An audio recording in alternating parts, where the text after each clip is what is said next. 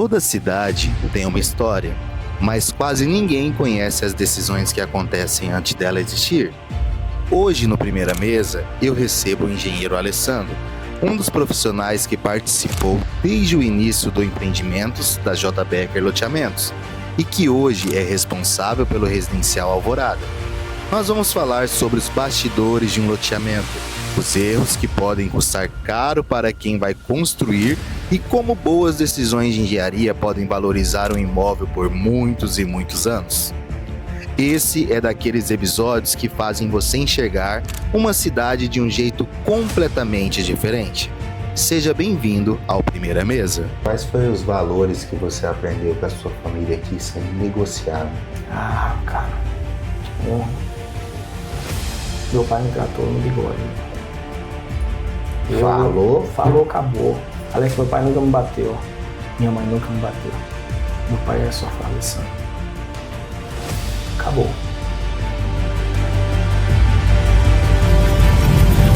Fala galera, tudo bem? Alex Neves por aqui. Vamos para mais um episódio do Primeira Mesa. Esse é o nosso quarto episódio. Hoje em especial eu estou aqui com o engenheiro Alessandro Júnior. Ele que está na frente aqui do Residencial Alvorada em Jaciara. Mas hoje, de um modo diferente, ele vai contar um pouco da história dele. Ele que começou desde o início ali com a J. Becker Loteamentos. Desde o primeiro empreendimento, que foi o Residencial Água Azul. Vamos ter uma conversa bacana. Ele vai contar como que surgiu essas conexões, como que foi o primeiro projeto, como que ele assumiu essa liderança do projeto do Residencial Alvorada aqui em Jaciara. E também, além de saber sobre os loteamentos, ele vai falar pra gente quais decisões hoje que você tem que tomar na construção de uma casa, o que uma cidade precisa da engenharia para poder estar evoluindo. Então, o bate-papo hoje vai ser bem interessante para quem está querendo conquistar o sonho da casa própria, de ter o seu lote e entender como que funciona todo o projeto, toda a movimentação antes das obras entrarem em cena.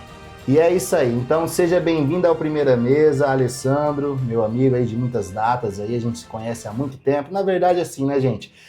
Acho que vocês já devem ter percebido que os primeiros episódios a gente está fazendo sempre com as pessoas próximas, mas o que eu tenho para falar para vocês de muito interessante é que são pessoas próximas que têm o que agregar no nosso propósito, que é liderança e negócio. Alessandro, bem-vindo. Valeu, meu irmão. Agradeço aí pelo convite de estar participando aqui com vocês. Espero contribuir com grandes informações aí. E é isso aí, galera. Então, para começar o nosso primeiro bloco, como de costume, vamos entender um pouco aí, vamos conhecer quem é o Alessandro. Alessandro, eu queria que você contasse um pouco para nós como que começou a sua história na engenharia. Alex, a engenharia em si, para mim, ela vem de muito novo, cara. Na minha família eu não tenho nenhuma história assim de engenheiros, mas eu tive um grande incentivador que é o meu pai. Meu pai é apaixonado por construção civil. E eu desde muito moleque, desde muito novo, ele sempre me acordava, gente pequeno ali, me acordava para ajudar ele. Rebocar uma parede, carregar um tijolo, carregar uma massa, fazer uma massa. Então assim, estudando em escola, mesmo no município, né? Então eu via naquilo ali uma oportunidade de realizar um sonho dele. E aquilo foi se concretizando no meu sonho em si. Eu fui tendo esse convívio, eu fui idealizando, eu falei, caramba, se eu estudar nisso aqui, eu vou estar realizando não só o meu sonho, mas o sonho do meu pai, que infelizmente na época não tinha uma condição de poder concretizar. Então ali foi o meu primeiro pilar, o meu maior incentivador foi o meu pai. E o seu, assim, Alessandro, para que a galera possa entender aí, quem está assistindo nós, o interesse pela profissão veio quando e como? Cara, em 2011, em 2010, na verdade, eu já tinha concluído o estudo em Dom Aquino, na nossa cidade natal, e de 2010 para 2011 eu fui para Cuiabá. Então eu fui para Cuiabá para mim já estudar, fazer a faculdade de engenharia. Como eu tinha aquele incentivo desde muito novo do meu pai, falando, vamos estudar, vamos se dedicar, vamos assim, buscar novas conquistas para nós, para nossa família. E eu via, como eu disse, a oportunidade de realizar essa vontade que ele também tinha. Então, surgiu a oportunidade de fazer a faculdade de engenharia e eu agarrei de mãos adentro e peguei bem firme mesmo na época, como diz o outro. Alessandro, você já deixou bem claro, né, que da grande influência que você teve foi o seu pai, mas teve mais alguém na família que teve uma influência pesada e além de familiar, teve algum profissional da área que te influenciou a decisão? Cara, eu tenho uma passagem muito importante que eu até digo que Deus escreve a maneira onde que a gente demora para entender, né? Já estava cursando a universidade isso em 2012, 2013, provavelmente, e chegou um momento onde que a gente precisava entrar no mercado antes de formar. Então surgiu uma oportunidade de eu trabalhar no centro de catequese, que é da paróquia do Cristo Rei, lá em Várzea Grande. O meu primeiro trabalho começou numa igreja, através de um amigo, que um belo dia saindo da academia à noite, umas 10 horas da noite, eu me questionando, falei, poxa, Fernando, gostaria muito de, gostaria muito de trabalhar na minha área, já queria trabalhar. Aí ele falou para mim assim, falou, Sandro, lembre-se de uma coisa, vamos agradecer mais e reclamar menos. Aí eu baixei a cabeça e fui com aquilo na minha casa, fui embora para casa. No outro dia cedo, 7 horas da manhã, ele mandou uma mensagem. Manda uma mensagem pro Belucci. Eu, tá. O Belucci era o engenheiro responsável pela obra da paróquia do Cristo Rei, que hoje é o sócio do escritório. Nossa, que legal, cara. Não, bacana, Alessandro. Tem coisa, gente, que a gente acaba até reparando assim que é o que ele falou, né? Primeiro você tem que agradecer para depois você receber. E Alessandro, quando você iniciou nessa profissão que você tem hoje, eu sei que nem tudo foi maravilhas em flores, né? Quais foram os primeiros desafios que você encontrou como engenheiro? Cara, até antes de se formar. Eu digo porque nessa turma que a gente foi para a faculdade, isso 2010, 2011, a gente estava nas vésperas das obras da Copa do Mundo, né, da Copa de 2014. Então, assim, era obra para todo lado, era um canteiro de obra em cada esquina, em Cuiabá, em Várzea Grande, em Rondonópolis, tudo que envolvia as grandes cidades, os grandes polos do nosso estado, era muita obra. Então, as universidades estavam super lotadas. Eu vou dar um número só para você entender e vou comparar com o mercado de hoje, que lá na frente a gente vai entrar num outro argumento. Na minha época, na minha turma, a gente entrou com 3 salas de 40 alunos no período matutino. Então a gente está falando uma média de 120 alunos no período matutino.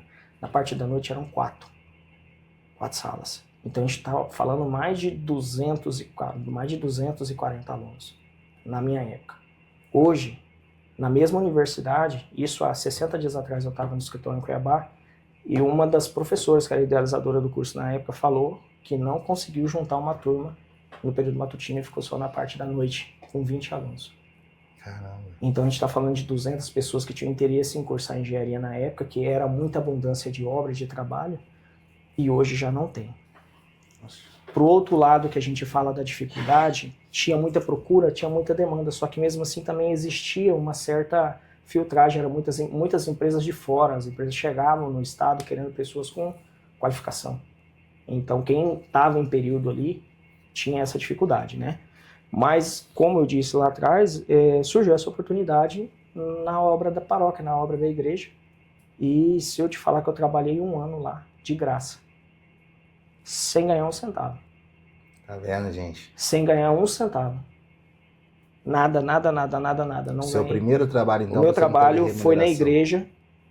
Foi, inclusive, essa obra, ela foi apresentada na semana passada agora, na Feira Católica, em São Paulo, que teve a Feira Católica. E ela como um cartão postal do nosso estado, uma das maiores obras religiosas, né, da arte sacra no estado do Mato Grosso. Ela é destaque. Inclusive, Repete para quem está ouvindo a paróquia, quem quiser ver. paróquia do Cristo Rei, em Várzea Grande. Essa paróquia hoje, quem que é os padres residentes lá é o padre Overlan e o padre Paulo Ricardo. Conheço bem. Vocês podem, quem gosta, costuma assistir o Santo Flow. Essa semana teve 2 episódios que o Diego, que é sócio do meu irmão, que o Diego apresentou no Santo Flow, que ele reapresentava, vamos dizer assim, ele explicou essa obra da Igreja do Cristo Rei. Então, assim, Você falou da dificuldade, eu levei a conversa um pouco mais adiante, mas primeiramente para dizer que, cara, naquela época, hoje já é difícil, mas você imagina você trabalhar de graça. Você planta, né? E tá colhendo, né? Estamos buscando. É isso aí. E Alessandro, para entender, história bonita, né? Cara, não sabia, você vê, a gente convive com a pessoa e a gente não sabe muita coisa sobre ela, né? Parabéns pela atitude, tá? Deus, acho que ele deixou bem claro pra gente, né? Do fruto do seu suor, colherá. Então é isso aí. Então, oro pela sua vida aí para que você possa ser recompensado. Eu já tenho certeza que está sendo recompensado, Amém. né? Amém. Mas, Alessandro, e em que momento da sua vida você percebeu que aquela era a profissão certa para você? Cara, a partir do momento onde que eu consegui ajudar outras pessoas, mesmo trabalhando de graça. A última vez que eu contei, eu consegui puxar 11 amigos. Dentre eles, um é meu irmão. O meu irmão começou a arte sacra junto com o Diego, através da obra da Paróquia do Cristo Rei. Meu irmão mais novo, né? Mais novo que eu, 5 anos mais novo que eu. E um episódio disso aí que eu até estava me lembrando hoje, um belo dia, nessas de Cuiabá, Dom Aquino, de vir visitar os meus pais, né? Eu cheguei em casa bem tarde, cara. E aí meu irmão tava jogando no computador. Moleque novo. Sabe, aquela fase, molecada nova, o computador game ali, jogando um joguinho. Eu cheguei pilhado, cansado. Mandei a mão na tomada, arranquei o computador. Ele levantou a voz, eu levantei a voz mais alto que ele. E ele ficou bravo. Fui lá, peguei um papel. Fiz uma linha. Chamei ele, sentei. Sentou. Escrevi. Sonho. E realizado. Eu pedi para ele escrever de um lado. Entreguei o papel para ele. Eu falo, qual que é o seu sonho? Ele falou, eu quero isso, eu quero um carro, eu quero uma moto, eu quero não sei o que, eu quero não sei o que, eu quero não sei o que. Eu quero uma casa melhor que meus pais. Eu virei o papel, entreguei, joguei na mesa e falei para ele assim, escreve o que você está fazendo para você realizar esses sonhos. Ele baixou a cabeça, ele começou a chorar. Isso não é história de coaching, não. Isso eu fiz com meu irmão em sã consciência. Ele começou a chorar e me abraçou. Ele falou, cara, eu te amo muito. E eu vou procurar mudar minha vida. Isso, meu irmão tinha uns, acredito que uns 12, 14 anos, não acho, por aí. Então, assim, cara, se eu, através do meu trabalho, ou através das bênçãos que Deus deu, a oportunidade de trabalhar ali na paróquia na época, eu consegui ter visões, então eu acredito que essa é a maior realização para mim. Tá vendo, turma? É o que eu costumo dizer. Você me pegou de jeito com essa resposta agora, não vou mentir, porque esse é o objetivo do Primeira Mesa. O Primeira Mesa é mostrar liderança e negócio. Então, não estou aqui só para mostrar o engenheiro Alessandro. Toda a história, ela tem um começo, ela tem uma trajetória antes do sucesso. E assim, muita gente vê a pessoa quando ela já está com carro top, quando ela já está com a casa top, quando ela já está ali faturando milhões. Mas ela não sabe da trajetória da pessoa, ela não sabe o que ela teve que se abdicar, o que ela teve que pagar, o preço que ela teve que pagar. E vivemos, acho que você vai concordar comigo, Alessandro, nós vivemos uma época imediatista, na onde as pessoas querem sem fazer. Exato. Então aí, você tá vendo? Conseguiu mudar a vida do irmão dele. Então, é esse o intuito do Primeira Mesa.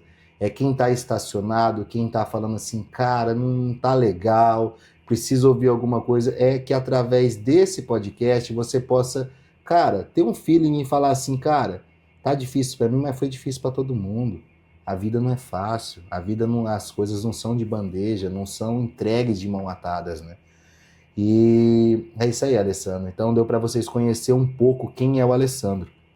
Agora nós vamos falar um pouco também sobre a oportunidade que o Alessandro teve quando ele foi ingressar juntamente com a empresa, né? A empresa J. Becker. Então eu queria, Alessandro, hoje você é o engenheiro responsável pela obra do Residencial Alvorada aqui em Jaciara. Mas vamos voltar um pouquinho atrás. Conta para quem está assistindo aqui como que surgiu essa parceria com a J. Becker. Bom, Alex, a parceria com a J. Becker, ela ela se iniciou bem antes de 2018. A gente tem 2018 como uma data firmada, mas foi um sonho em comum que tinha, como o Felipe mesmo já contou, de idealizar algo de crescimento para a cidade de Dom Aquino, nossa cidade natal. Só um minutinho. Desculpa interromper. Felipe, gente, é o Alisson, tá? Que foi o nosso primeiro entrevistado no Primeira Mesa, o diretor da J. Becker Loteamentos. Isso. Então, isso através dele, a gente sempre teve muita proximidade, né? Em questão de amizade, famílias ali em comum, sempre fomos muito, muito próximos. E sempre fomos muito cordiais e realistas um com o outro. Em 2018, eu recebi o Felipe lá em Cuiabá, no nosso escritório. Chegou lá de surpresa lá e falou que queria começar a incorporação. E até então ele via como o escritório como qualquer um faria a parte de, vamos dizer assim, de urbanismo, né? E na verdade não era. E tem um fato muito importante, assim, a maioria das pessoas não sabe, mas o primeiro empreendimento da J. Becker começou numa planilha de Excel. E por incrível que pareça, o Felipe chegou lá, uma mesa como essa aqui, e falou, cara, eu já fiz o projeto. Eu falei, para dessa, Felipe. Que projeto? De Dom Aquino, lá tá assim, eu já fiz. Eu falei, mas você fez como? No Excel. Eu falei, não. Peraí. Não pegou um pendrive? Coloquei no computador, joguei na televisão. Eu só abri, rolei o primeiro e fechei. Ele ficou bravo. Falei, não, meu amigo, o negócio não é assim não. Então ali a gente fortaleceu a nossa primeira conversa da primeira ideia dele, onde assim, não desfazendo da ideia, a vontade era maior, só que aí a gente foi atrás de explicar para ele onde tudo começava.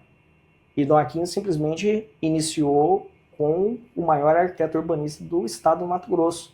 Tá vendo, gente? Então assim, foi uma indicação nossa, foi feito através do nosso escritório. Essa história começou lá dentro do nosso escritório, em Cuiabá, em 2018. E aí nós fizemos a ponte, por quê? Esse arquiteto urbanista é parceiro nosso até hoje. A gente já fazia projetos para ele desde 2015, 2016, vários condomínios em Cuiabá e na região, Lucas do Rio Verde e outras cidades. Então, através desse cara que a gente tinha uma certa consolidação, a gente falou, Felipe, esse cara é o melhor cara para te atender. E foi um sucesso. Começou nesse estudo lá atrás, né? E já em 2020, ele já tinha dado sequência no estudo juntamente com essa equipe. E aí em 2020 ele me procurou para vir para Dom Aquino, para fazer a execução do empreendimento junto com ele e com o seu Antônio, pai dele. Eu falei, cara, não era muito a minha área de atuação, só que a pessoa que tem sangue no olho, vamos dizer assim, vontade de aprender a cada dia, um desafio é só um degrau de escada, meu irmão. Rapaz, eu falei, cara, eu vou, depois de 10 anos, voltar para Dom Aquino. Você imagina, 10 anos morando em Cuiabá, voltar para Dom Aquino para poder fazer aquilo. Falei, vamos lá. E nos apegamos com bons profissionais, boas equipes de suporte técnico, equipamentos de ponta. Eu falei, cara, não corta a nossa asa com investimento em tecnologia. E assim nós fizemos. Idealizamos, entregamos o empreendimento e um sucesso, graças a Deus. É isso aí, cara. São as coisas dos bastidores que ninguém vê. E falando um pouco também sobre bastidores, desse primeiro empreendimento que foi o Residencial Água Azul, ali em Dom Aquino, o que você tem para falar para a gente sobre como que foi os bastidores do Residencial Água Azul? Cara, ser sincero contigo, como a gente vem de uma cidade do interior, nós conhecemos as objeções que as pessoas criam, né?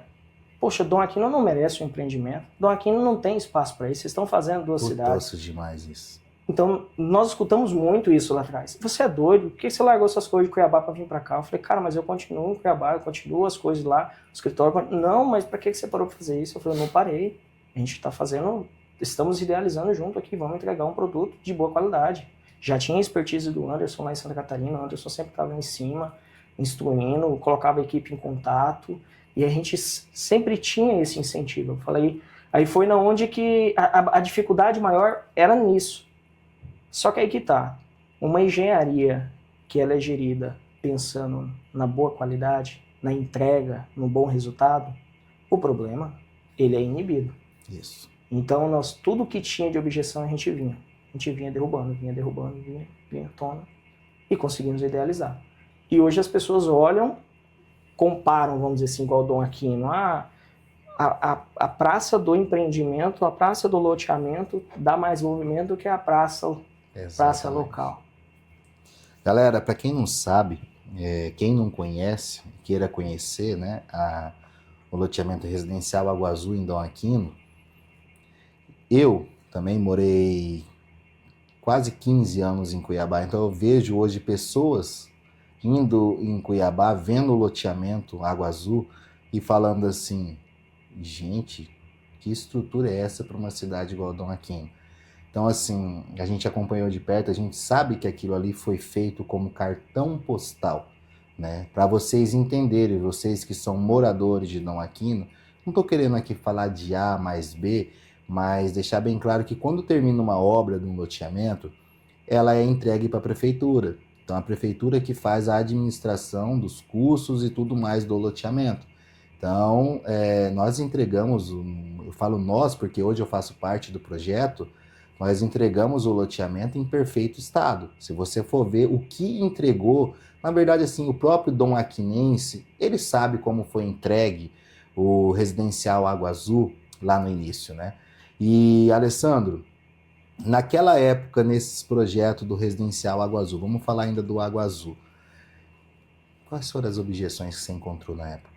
Cara, a gente tinha uma dificuldade com a interligação do município, que o município de Dom Aquino, querendo ou não, ele quase não tem um projeto na parte de infraestrutura, né?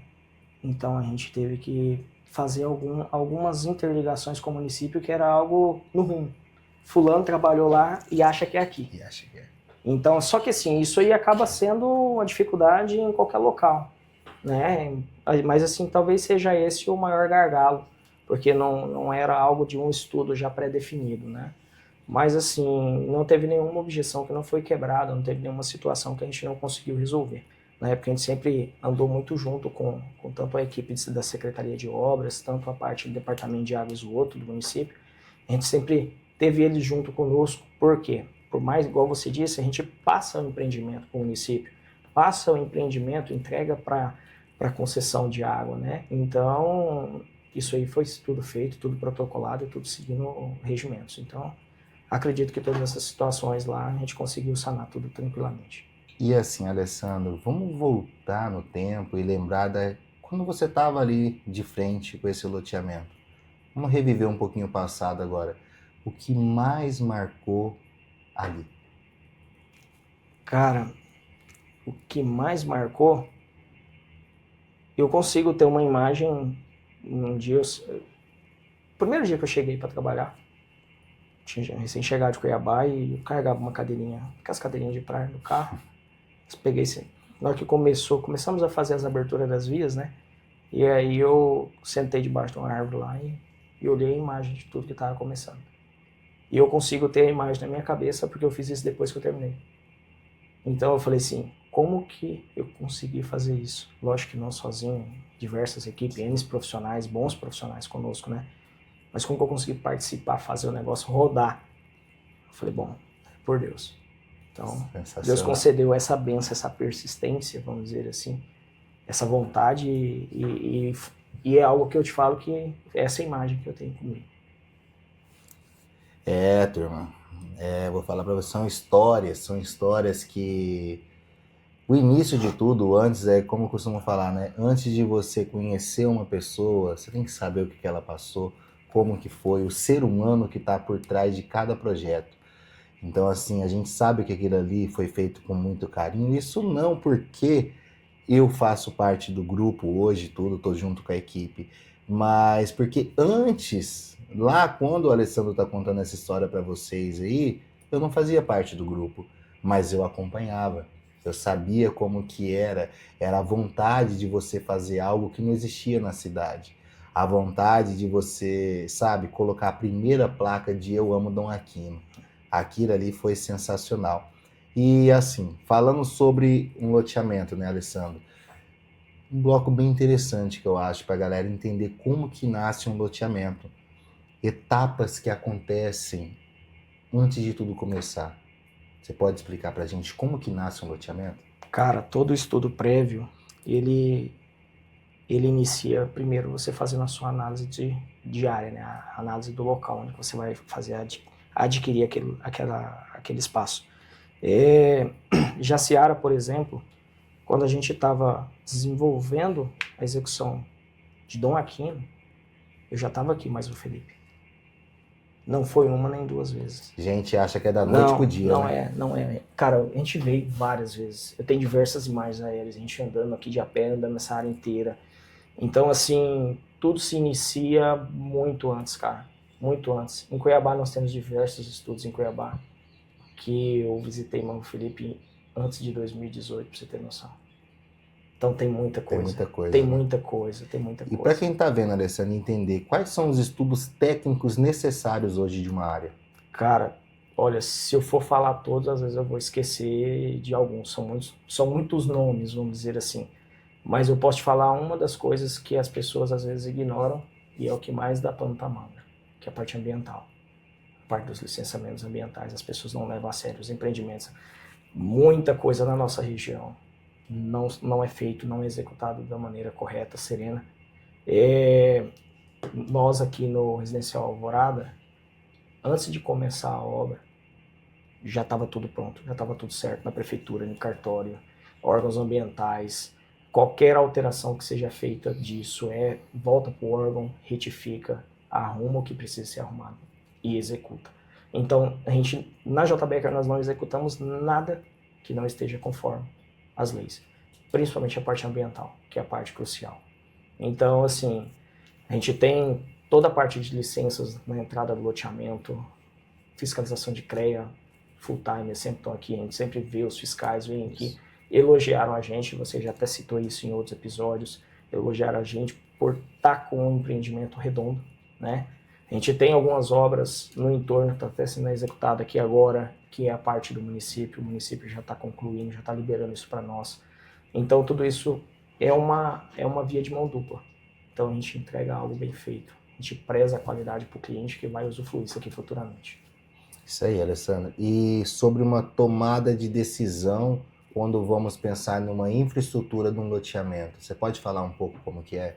Cara, começa num pré-estudo, como você mesmo disse, vamos dizer assim, um estudo de impacto de vizinhança, que a gente tem que fazer. Análise de área, análise de solo. O nosso aqui em Jaciara, por exemplo, a gente fez um estudo, isso antes de iniciar a terraplanagem, antes de finalizar o projeto de terraplanagem. E no estudo eu solicitei as análises de solo, fizemos as perfurações do solo. E nós temos aqui dentro do empreendimento, a gente tem um material de excelente qualidade. Então foi sondado todo o loteamento, todo o material do loteamento, em todos os furos que fizemos. O material ele é ótimo, excelente para trabalhar subleito, trabalhar subbase e base do pavimento. Então isso aí para um empreendimento, para um empreendimento saudável financeiramente, é a melhor coisa que existe. Porque eu não preciso ficar transportando material de fora aqui para dentro, eu não preciso ficar aquela bagunça, aquela movimentação de caminhão para fora. Entendi. E isso aí tem que ser feito lá no início, porque pode ser que inviabiliza qualquer empreendimento. São os bastidores que a gente costuma dizer, né? Alessandria, assim, para quem está assistindo aqui poder entender, depois de todas as licenças, aprovações, vamos falar um pouco sobre planejamento. Qual que é o principal planejamento antes da primeira máquina entrar no loteamento e começar a executar as obras? Alex, tem algo que a gente faz, isso seja para obras residenciais, industriais, o que for, e até para a parte de loteamento. Antes de iniciar tudo, a gente revisa novamente todos os projetos.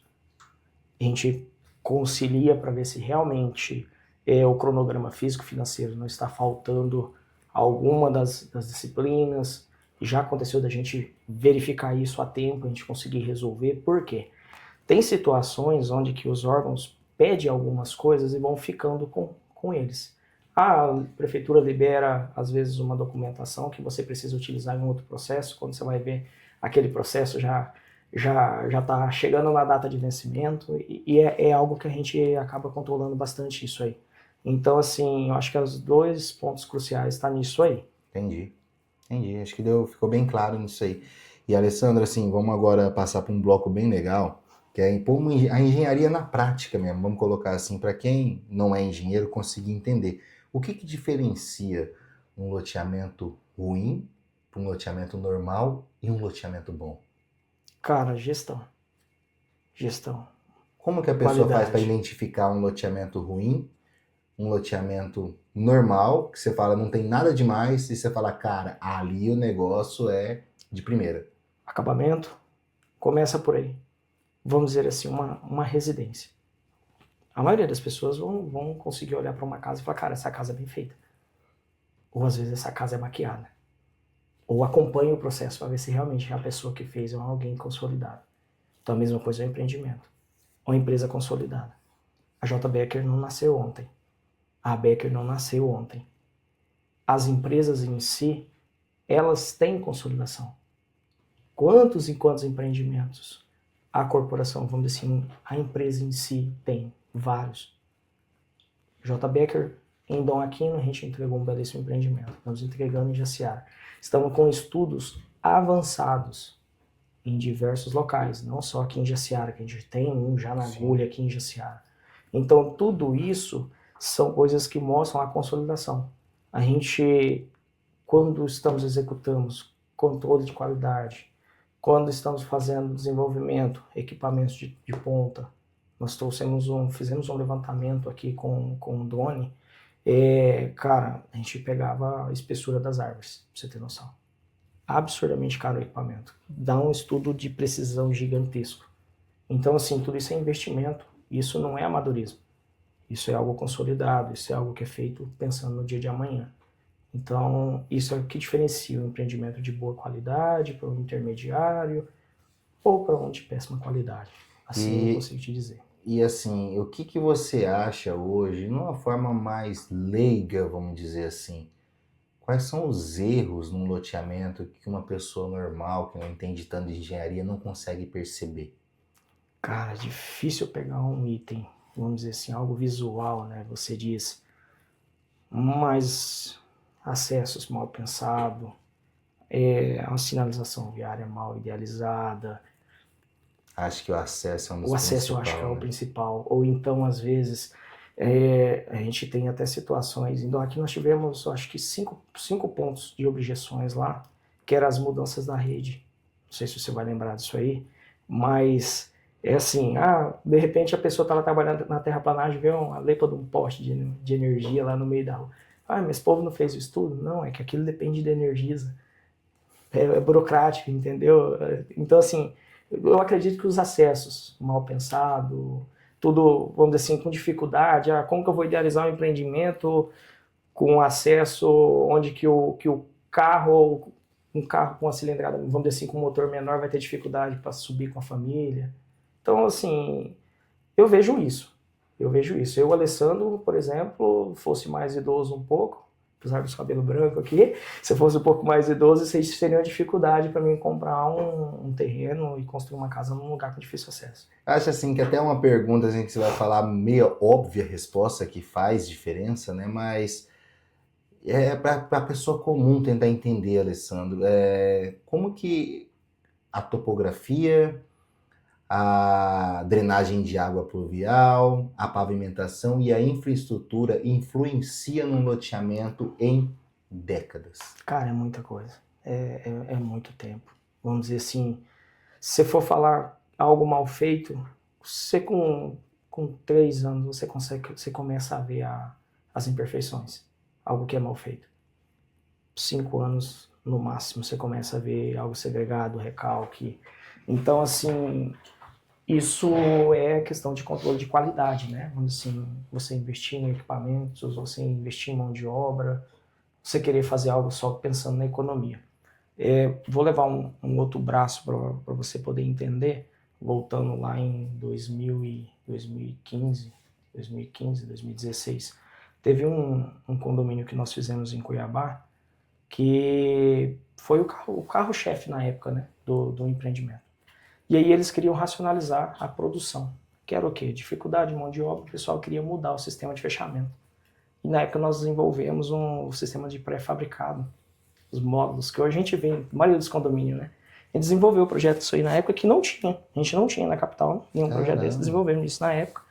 E para poder atender os condomínios, para poder fazer os fechamentos, que seriam os muros. Então, assim, as coisas vão mudando, cara.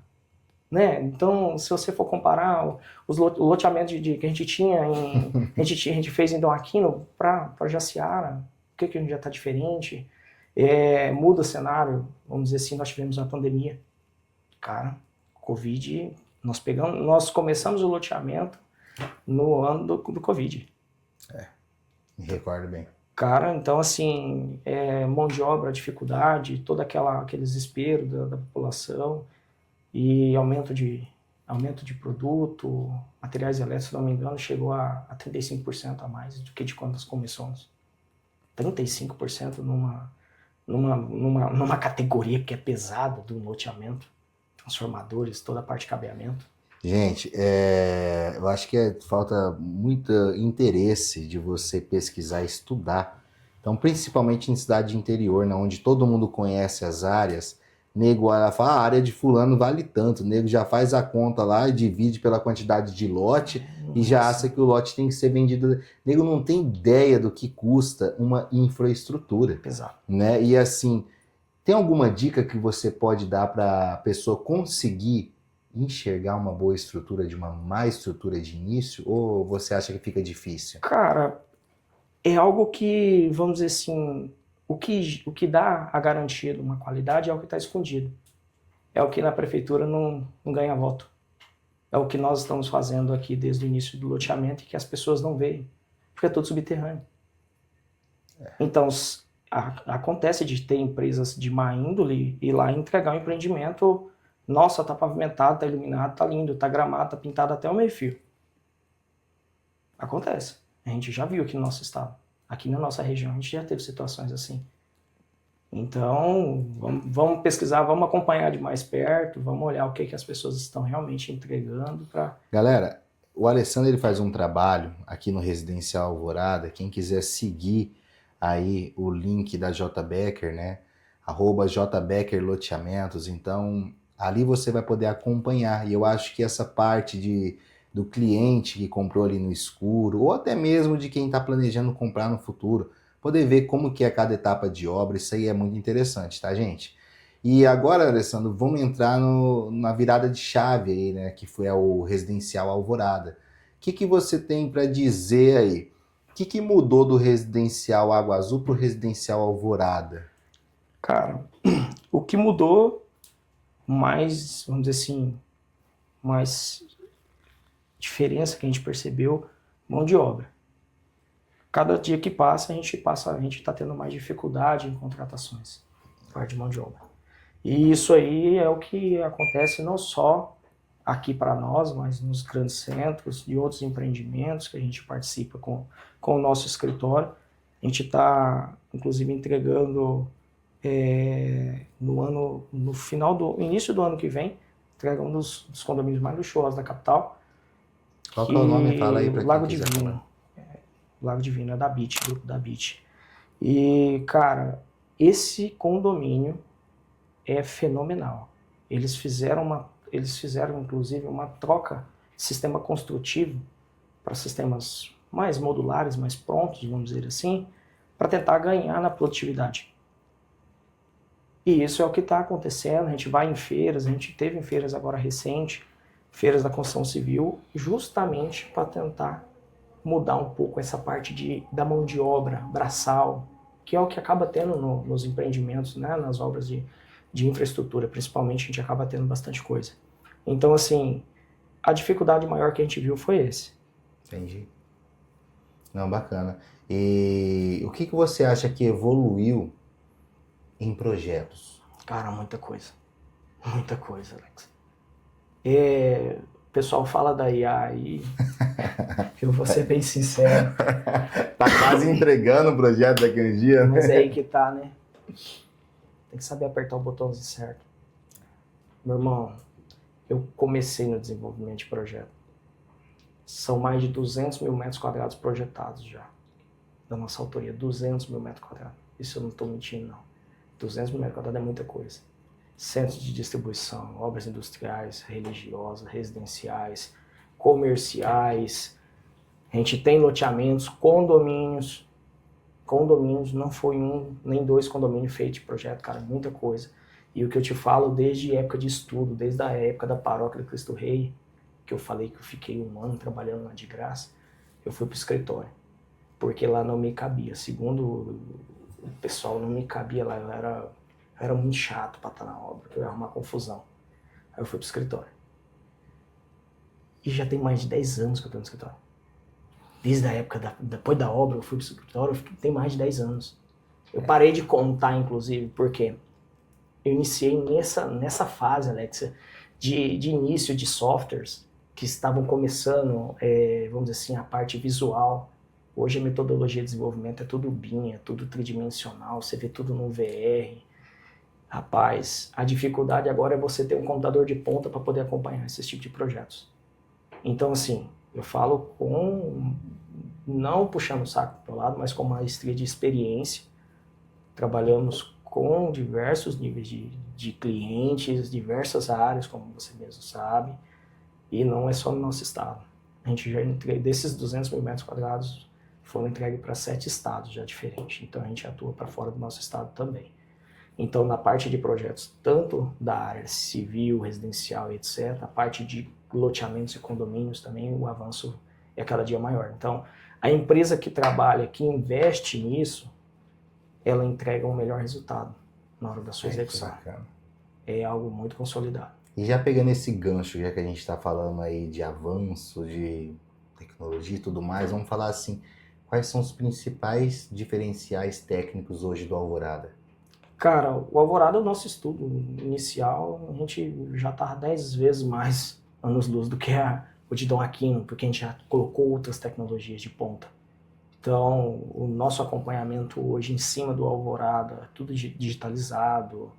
Cara, pega o telefone, se quiser pegar o meu telefone, você acessa todo o sistema, a gente tem de todos os relatórios de obra, todas as ocorrências, as equipes que estão, quantas pessoas estão trabalhando, a gente acompanha, a gente tem esse monitoramento full time, entendeu? Então, eu acredito que esse aí é o principal diferencial nosso aqui do Alvorada, aqui na nossa região. E assim, Alessandro, para que a galera possa entender um pouco aí sobre o Residencial Alvorada, que é um projeto que a gente está acompanhando aqui de perto, que você hoje lidera ele, teve alguma decisão tomada exclusivamente pensada nos moradores? Cara, posso dizer um exemplo da drenagem. A drenagem do Alvorada, ela foi pensada nos moradores locais, vamos dizer assim, da nossa região. E principalmente nós fizemos um estudo contemplando a captação da região sul, frontal de acesso ao loteamento, que é justamente a obra que está sendo idealizada aqui, que pertence ao município logo na entrada.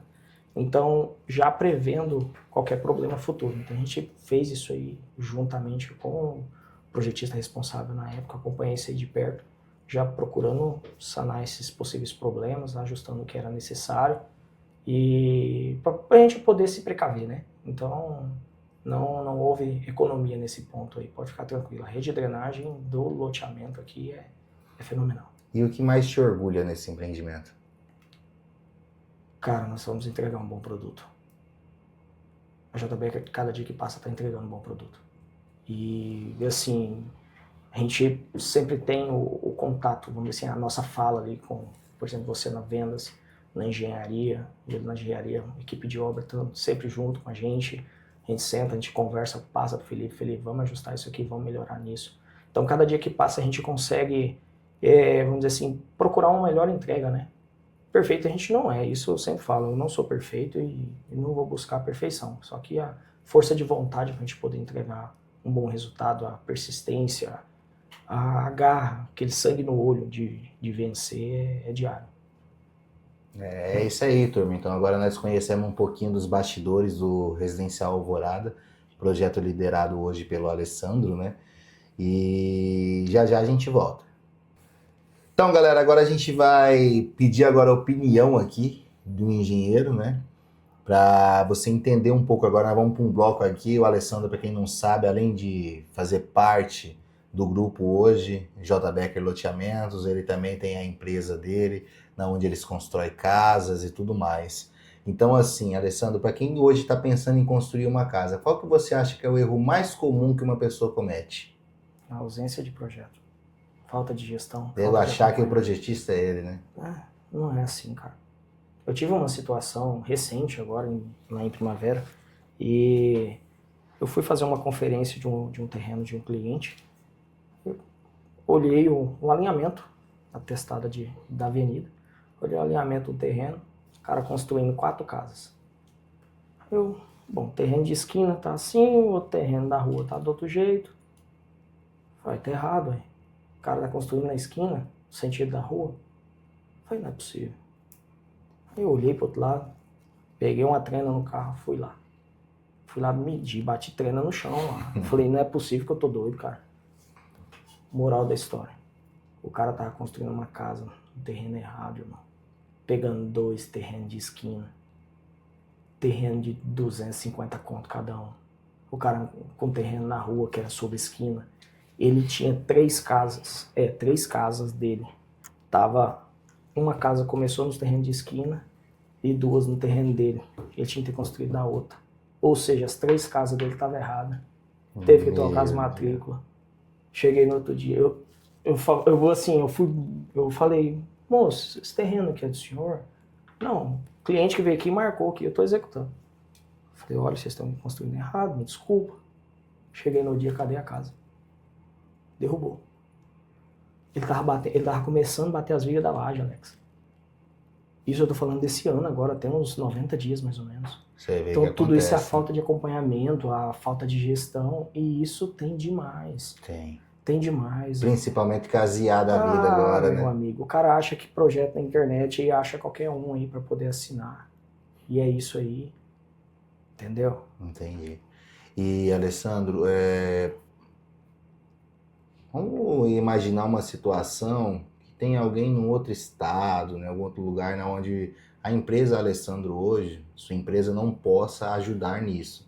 Se você tivesse que indicar um bom profissional, como você daria hoje para a pessoa falar assim, o que é um bom profissional de engenharia? Como você daria uma dica para alguém procurar um bom profissional de engenharia?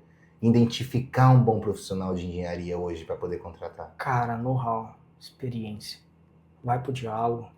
Só na internet todo mundo vende, vamos dizer assim, os gurus da internet, é fácil, é rápido, é prático, e não é bem assim. É igual você mesmo fala, quer problema? Vai na obra com o Alessandro. Cara, a engenharia é resolver BO, é resolver problema o dia inteiro, entendeu? E nem todo mundo tá propício ou tem conhecimento técnico para poder resolver tudo. Eu não conheço de tudo, Alex. Só que existe uma diferença. Eu sou amigo de muita gente que conhece. Você entendeu? Nós temos vários parceiros. Muitos parceiros, cara. Muitos. Não são poucos, não. E é no estado, no Brasil inteiro. Dom Aquino, a gente fez o loteamento de Dom Aquino, tinha uma assessoria nossa que era de São Paulo. Que eram de áreas específicas, estudos específicos, entendeu? Então a gente busca bons profissionais. Nem todo mundo sabe, eu vou falar bem a verdade. Um profissional que fala que sabe de todas as áreas, ele tá mentindo. E ele não sabe, ele conhece alguém que sabe daquilo, que é especialista naquilo, entendeu? Não, entendi. Isso eu te falo, sim. Tá, Alessandro, e assim, se eu te perguntasse hoje, Alessandro, como identificar onde vale a pena investir hoje? Alex, os cenários nossos hoje são um pouco diferentes. Pós-pandemia, a gente teve uma certa reviravolta, vamos dizer assim, na área da construção civil. Tivemos um boom em 2014, aí antes da pandemia a gente vinha com um certo crescimento, 2023 estava um ano bom, taxa Selic estava boa, e esse cenário foi mudando, né? O que a gente vê, e é algo que está sendo estudado e tem sido falado muito no nosso estado, a questão do crescimento perante a ferrovia, né? Então, eu resido em Primavera hoje, Primavera do Leste, que é uma cidade o ápice do agronegócio, uma cidade que circula muito, vamos dizer assim, muito recurso. Sim. E a gente está aqui do lado de Campo Verde, Dom Aquino, nosso vizinho aqui de Jaciara, São Pedro e Jucimeira. E essas cidades em si, elas estão sendo incentivadas com a instalação da ferrovia na nossa região. Então, esses avanços mostram para qual local em si tende um crescimento maior. Então, a gente pega, eu não vou me recordar a idade em si, mas se você pegar Campo Verde, se você pegar Primavera, são cidades com idade média muito, muito pequena, né? Dom Aquino hoje tem o quê? 58 anos, né? Primavera, metade praticamente, entendeu? Então, a diferença, igual o pessoal fala, a cidade surgiu da outra, só que são cidades que foram crescendo com o avanço do agronegócio, onde que houve o progresso, houve o crescimento. E a gente vê o nosso estado, a gente não só nessas regiões do agro, mas a nossa capital. Cara, vai na nossa capital.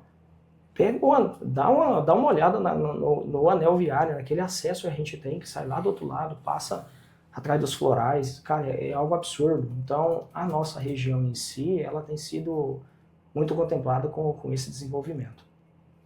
Tá, e assim, Alessandro, onde você acha que a pessoa economiza na engenharia e depois cobra caro por isso? Cara, eu acredito que é o seguinte, a economia está na gestão, num bom projeto, num bom desenvolvimento, certo? Ela vai cobrar caro pelo produto que ela vai entregar. Você desenvolve algo, desenvolve um estudo, desenvolve um projeto de boa qualidade, você investe naquilo, você cobra por aquilo. Então eu acredito que a melhor resposta para a sua pergunta seria essa. Entendi. E vamos falar um pouco agora sobre o mercado imobiliário e crescimento de cidades.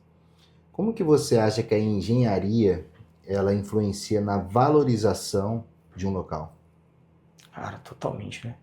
As obras de loteamentos, obras de condomínios que a gente tem, isso leva o olhar da população para uma área que às vezes era esquecida. E o que faz uma cidade crescer de forma organizada, do seu ponto de vista? Planejamento, né?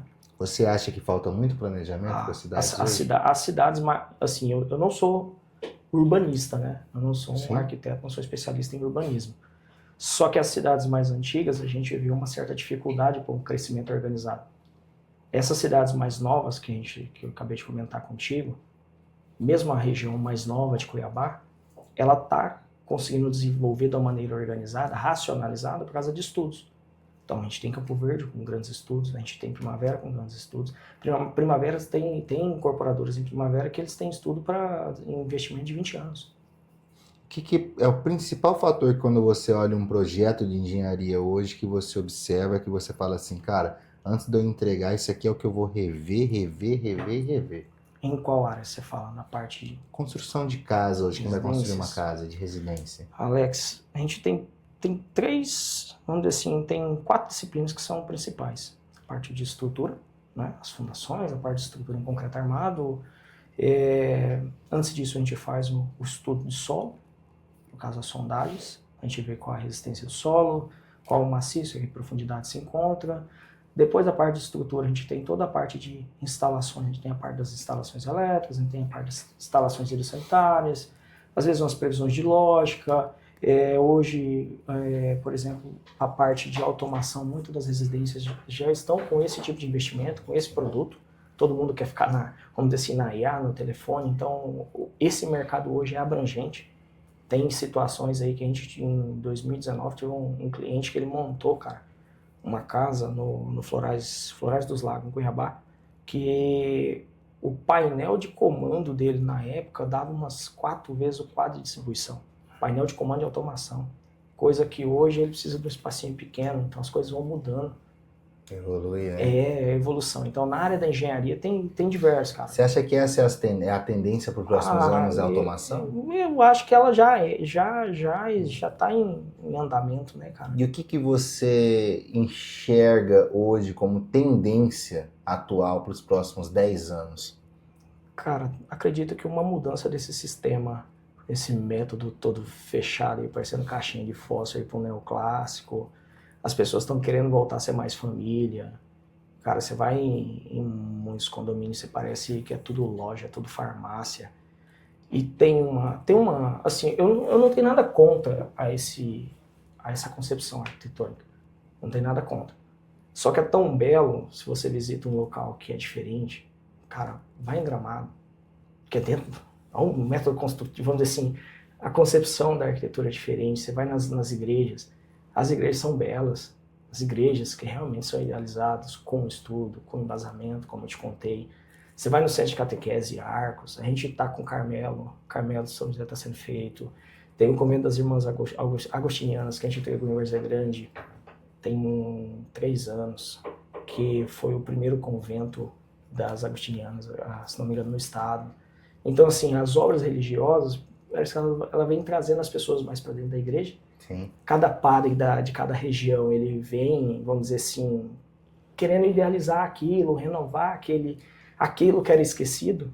E isso vem trazendo um sentimento diferente para as residências. A gente vê as residências com mais molduras, com mais arcos. E eu acredito que essa vai ser uma tendência que vai acabar voltando em pouco tempo. Eu estava até vendo um carrossel de Instagram esses dias e mostrando como que a gente saiu de uma arquitetura bela, cheia de cores, viva, e hoje em dia é tudo cinza, tudo preto e branco. O que você acha, Alessandro? Você é até um pouco do script, no seu ponto de vista, por que nós chegamos nesse ponto de que o belo não pode ser mais como era antes a arquitetura? Vamos dizer assim, eles chamam de modernismo. As pessoas chamam de modernismo, alguns arquitetos chamam de modernismo. Só que aquilo foi fugindo, né? Cara, você entra num condomínio, a casa que é diferente, a que é maior que a outra. E uma, se tiver do lado da outra, cadê a porta? É tudo igual, entendeu? Aí você vê uma casa feita diferente. Você entra num negócio feito e fala, cara, e essa casa aqui, meu irmão? De quem que é? Quem mora aqui? Ah, deve ser alguém, entendeu? Não vamos longe, a gente fez uma casa, cara, sem brincadeira nenhuma. O cara tinha vaga na garagem para 11 carros. Era 11 carros, 2 barcos e um jet ski na garagem. O cara tinha um lava-jato, o cara tinha um lavador no subterrâneo. Mora 4 pessoas. 4 pessoas numa casa de mais de 2.000 metros quadrados. Chegamos nesse ponto. Chegamos nesse ponto, entendeu? Só que são, vamos dizer assim, Alex, são idealizações, às vezes cada pessoa tem o seu... Almejou aquilo, né, cara? Então, assim, o que eu posso falar? Pela quantidade de projetos que nós já fizemos e conhecimento com diversos clientes que a gente já teve, tem muitas pessoas indecisas, tem pessoas que vão trabalhando com aquilo e vão mudando a cada momento. E, cara, mais de fato, eu acho que a realização do sonho é o que importa. Sim. É o que a gente torce. E é muito satisfatório. A gente teve uma situação que, até saindo um pouco da nossa conversa, eu tive o prazer de fazer a casa da minha professora, da faculdade. Caramba! Cara, você imagina, a professora, gente boníssima pra caramba, muito parceiro, um sargentão mesmo, daquela que você tinha que bater continência aquela que era porreta, cara. E aí um dia ela chegou no escritório. Eu não acredito no trabalho. Eu falei, mas eu sempre trabalhei aqui, não sabia. Você vai fazer minha casa. Cara, eu fiz a casa dela. Nós fizemos o projeto da casa dela. Ela entregou a casa. Ela chorou, cara. Eu falei, Sandro, é uma felicidade muito grande. Foi como eu falei, olha, eu poderia não cobrar da senhora, só que eu já trabalhei tanto de graça que não vai dar. Mas vai ter que pagar. Mas sim, é satisfatório isso, cara. É satisfatório isso. Então, assim, eu acredito que faz parte. E essas concepções, Alex, elas são ciclos, tá? eu vejo pela minha experiência, pelo tempo que tem na engenharia, são ciclos, são fases. E cada época você vê uma certa mudança. Aí eu acho engraçado, né? Você não vê as pessoas indo em condomínios luxuosos, tirar foto, postar. Então as pessoas que vivem no condomínio luxuoso, elas saem para ir em Gramado tirar foto, para ir tirar foto lá em, como que é o nome da outra? Campos de Jordão. Então assim, gente, igual ele falou, né? São coisas que vai acontecendo e vai evoluindo de uma forma que, sem a gente perceber, acaba dominando o mercado, né? Mas o mercado, ele muda, né? Então, acho que isso é normal. Vamos falar um pouco também sobre o seu desenvolvimento profissional. Alessandro, sobre cursos, especializações e tudo, o que teve aí de curso, alguma coisa que você lembra, assim, de primeira que mudou a sua vida no ramo da engenharia? Alex, na engenharia a gente, vamos dizer assim, mesmo em período de formação, você acaba criando aquela casca de resolver problemas, né? Sim. Assim, todo engenheiro, ele é resolvedor de problemas, ele é um cara que, querendo ou não, ele tem uma certa abordagem diferente para resolver uma certa situação. E nisso aí, eu lembro que para mim me faltava um pouco mais de leitura, que na época me deram incentivo, inclusive, para mim poder falar, Sandro, faz um treinamento, faz um Dale Carnegie. E eu lembro que uma das leituras principais é o livro que é o primordial. É o que eu vejo com Fazer Amigos e Influenciar Pessoas. Cara, eu falo, para quem me conhece, eu falo. Cara, não tem como. Não tem. Se você leu lá 6 páginas, fecha, bota em prática. Lê 7 páginas, fecha, bota em prática. Meu irmão, aquilo é o segredo. A persistência, você vê, aquilo é a base para muitos treinamentos. Para todos, né, Alex? Para falar bem a verdade, treinamentos de vendas que a gente tem, o seu comportamento, se posturar, você saber trazer o cliente para perto, saber se comunicar, saber a hora de falar, saber a hora de abrir a boca, né, cara? Eu costumo dizer, a gente tem que diferenciar, Alessandro, se a pessoa ela é energética, se a pessoa é emocional. Tem gente que você vai conversar, ela não quer comprar com você. Então você tem que ter esse feeling. Às vezes ela só quer conversar. Só quer conversar. Mas às vezes daquela conversa ela se sente obrigada a comprar com você. Então assim, é uma coisa que acontece, assim, querendo ou não, no seu ramo você também é vendedor, né? Monte, cara. E vamos falando já nessa área aí, sobre experiências que você teve. Você é do ramo da engenharia, mas você trabalha com arquitetos, você trabalhou com outros profissionais. Tem algum de destaque? Que você fala assim, aquele ali...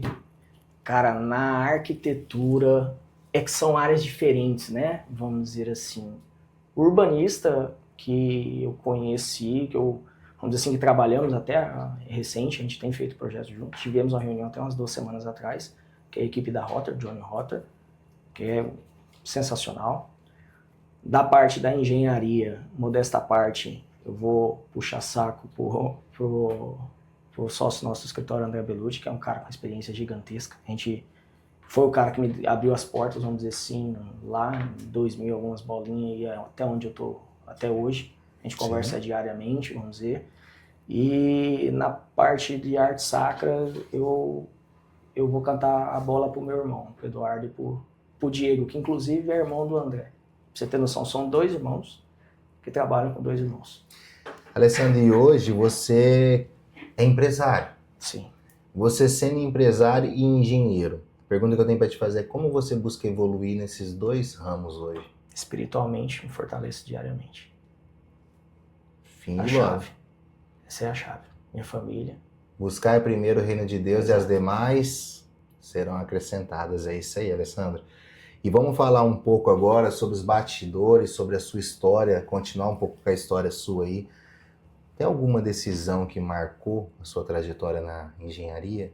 Alguma decisão aí que você considera só vamos falar sobre obra.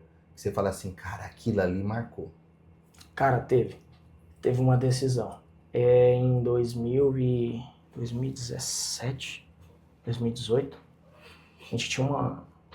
Gente, não dá muita atenção pros números aí não, que eu acabei olhando aqui, Dom Aquino tem 67 anos, tá? A gente falou 58, então vamos desconsiderar um pouco o número, é muita informação. É muita informação.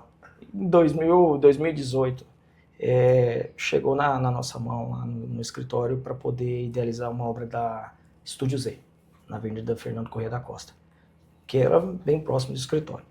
E aí eles estavam desenvolvendo aquele projeto na época e não tinham suporte técnico, a parte de obra. Aí eu falei, bom, poderia até ajudar, né? Poderia até trabalhar ali. E o André falou assim, vai lá. Eu falei, eu vou lá nada, é doido? Vai lá, moço. Eu falei, tá. Aí eu lembro que comentei com meu pai à noite. Moço, você não tem conhecimento para isso. Você não acha que é muita coisa? Aí no dia cedo eu falei, eu vou usar o incentivo negativo, vamos dizer assim, o medo do meu pai, e eu vou lá e vou fazer. E eu peguei o negócio e fiz. A obra tá lá, linda. Caramba, belíssima. Deu certo, consegui legalizar o negócio. Então assim, foi o acreditar no meu potencial. Você profetizou e falei, cara, eu executou.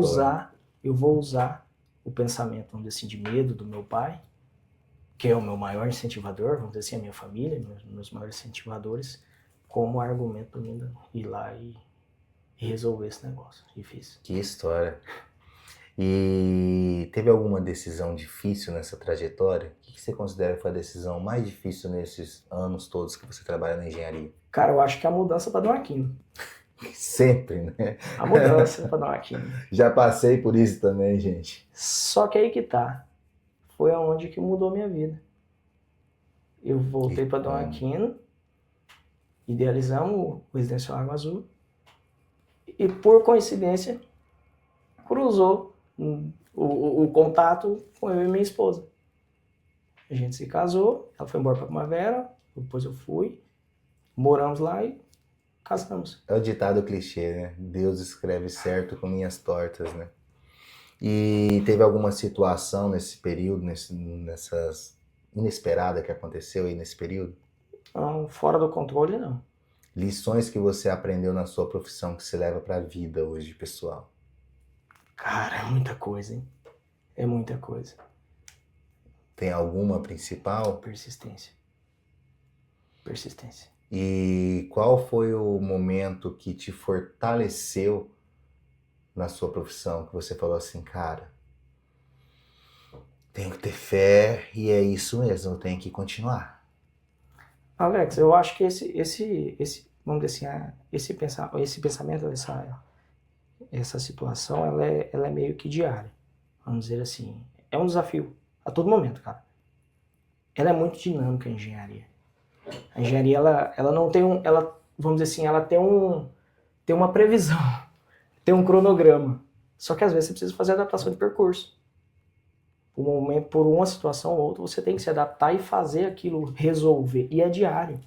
A gente às vezes está com uma carga programada para transporte, às vezes a gente está com uma situação, está com uma previsão de entrega de um projeto de um cliente, se varou a noite, você atravessou uma noite, atravessou 2 noites ali trabalhando para entregar, e no dia que você vai entregar o cliente, eu queria alterar isso.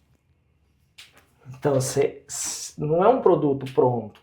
A engenharia não é um produto pronto, não é vamos dizer assim, não é um copinho de água que a gente pega na geladeira. Cara, ela é aqui, ó, fomenta, ela desenvolve com o cliente que participa, o cliente que está junto, igual o que a gente está fazendo aqui na Alvorada. Cara, é assim. A gente chega, cara, isso aqui não tá legal, vamos ajustar isso aqui. Vamos melhorar isso aqui? Pô, pro próximo a gente não pode fazer isso. Erro é de quem falar que tá perfeito. É isso aí. Né? Gente, então a gente vai chegar agora aqui, agora nós vamos conhecer vamos para mais um bloco aqui, que nós vamos conhecer o homem por trás do engenheiro. Vamos conhecer um pouco do Alessandro agora. Alessandro, o que é família para você? O quão representa a sua vida hoje, a sua família? Alex, a minha família é minha base. E eu não consigo falar bem assim, eu vou embora do país. Igual muitas das pessoas, às vezes até almejam isso. Eu não consigo. Por quê? Cara, por mais que o corre-corre nosso é grande, o nosso dia a dia, as nossas programações, nossos trabalhos são grandes, mas a minha maior alegria é receber a minha família em casa, ou ir na casa dos meus pais, ou do meu irmão, ou cunhado, todas as pessoas que são próximas, nossos afiliados. Então, assim, não tem coisa melhor do que você, poxa, entrar no carro dia de domingo, vou lá na missa com a minha esposa, com meu pai, com minha mãe. Não tem? Ah, o sabadão você tá lá, eu vou lá pro meu pai fazer um churrasquinho, vou tomar uma cervejinha com ele. Cara, aquilo ali pra mim é alegria. Vou lavar o carro com meu Você pai. esquece todos os problemas. Ele vai não sei o quê. Cara, eu digo assim, quando eu vou lá pro meu pai, eu trabalho mais do que eu estivesse na minha casa. Por quê? É uma maneira diferente de você recarregar. Eu tava até falando pra ele esse dia, eu falei, pai, eu lembro como se fosse hoje, a gente jogando bola aqui na frente. Ele falou, como que você lembra disso? Eu falei, pai, memória afetiva. Que façamos assim com os nossos filhos também. É isso Cara, poxa, igual você com o Lorena. Cara, olha, não é... Cada momento você tem ali, você fala, moleque, eu passei isso aqui com meu pai. É isso que a gente leva, né? Muita gente acha que é dinheiro, que é valor aqui, meu irmão. Não adianta. Né? Alex, a nossa conversa aqui vale mais do que muita coisa. E como? Pô, acredito que disso aqui muitas pessoas vão escutar exemplos que eu vejo, cara, nunca imaginei que o Alessandro tinha passado por isso. Nunca imaginei que o Alex tinha passado por isso. As pessoas às vezes vê a gente andando na rua, às vezes vê a gente num círculo de amizade ou de uma maneira diferente. Cara, não é assim. A gente veio de baixo, a gente é humilde, a nossa família é humilde. Trabalhamos muito, graças a Deus. E que Deus dê vida e saúde para nós, pra gente continuar trabalhando. E quais foram os valores que você aprendeu com a sua família aqui, isso é inegociável? Ah, cara, honra. Meu pai me tratou no bigode, meu irmão. Falou, acabou. Alex, meu pai nunca me bateu. Minha mãe nunca me bateu. Meu pai era só falar, Alessandro. Acabou. Então, assim, eu vim de uma educação diferente. E isso aí faz com que o meu comportamento profissional seja diferente e as pessoas entendem que eu sou um pouco diferente dos demais. Vamos dizer assim, agora o meu trabalho na parte da engenharia não começou de hoje. A gente tem experiência em diversas áreas, só que nem todas a gente conseguiu entrar. E cada dia é um desafio. Aí chega e fala, poxa, mas você tá inquieto. Cara, que eu ainda tô inseguro, eu vou estudar isso aqui, eu vou atrás de resolver esse negócio. Então isso é da minha criação lá de trás. Meu pai sempre me fez ser persistente. E assim é o meu dia a dia. É de aplaudir, Alessandro. E a gente vê isso daí no seu... Sabe, que vocês não estão aqui, eu tô olhando para ele, a gente vê no semblante dele o quanto ele passa transparência respondendo isso. E o que você tem para falar, o que significa, o quão importante você acha que é uma rotina? Alex... Ou você é contra a rotina? Olha, tem profissões que existe a rotina. Eu não consigo ficar numa rotina.